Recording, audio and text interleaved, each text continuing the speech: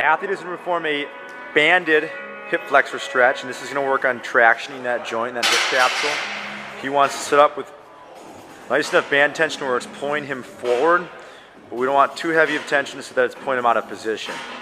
Band will be linked up underneath that glute ham tie-in, right underneath that butt cheek, and again, he's going to keep great hip position here, neutral pelvis. And from here, what we want to work on is squeezing the butt, pulsing forward, but maintaining, again, that flat position from crest to crest. Athlete's also going to try to internally rotate his knee just a little bit too as well. So his knee will be pointed in and his foot will be pointed out just a bit.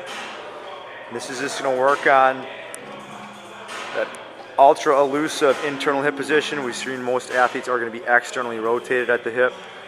We just want to make sure that TFL, those hip flexors, that quad is on stretch the whole time.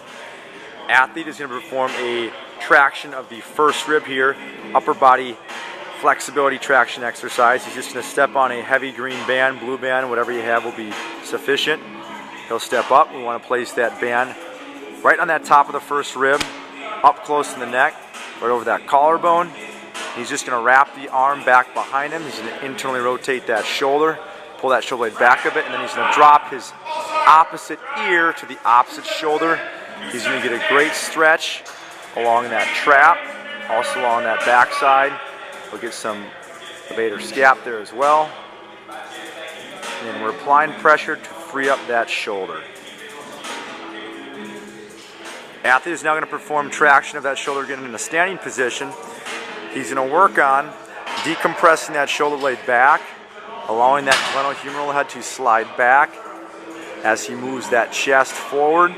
And this is great for opening up the chest, opening up that anterior portion of the shoulder, and allowing our athletes to gain some extension on the backside.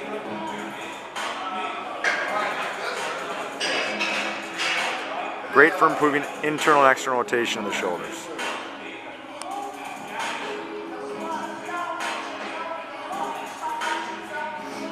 As we come up, the athlete is going to perform a chest shoulder stretch here. We're going to open up those pec muscles, but also create space in that shoulder joint as well. If he drops his hand down towards his shoulder now, we'll move to a lat stretch and also a tricep stretch. And he can open up his palm so his palm is facing straight up. This is great for obviously open up that lat line and that tricep, but really good for athletes who have a hard time keeping a bar up with their elbows on a front squat in that rack position. So again, good for front squats, for a clean catch, things of that nature. Athlete is going to perform a biceps tendon and bicep stretch.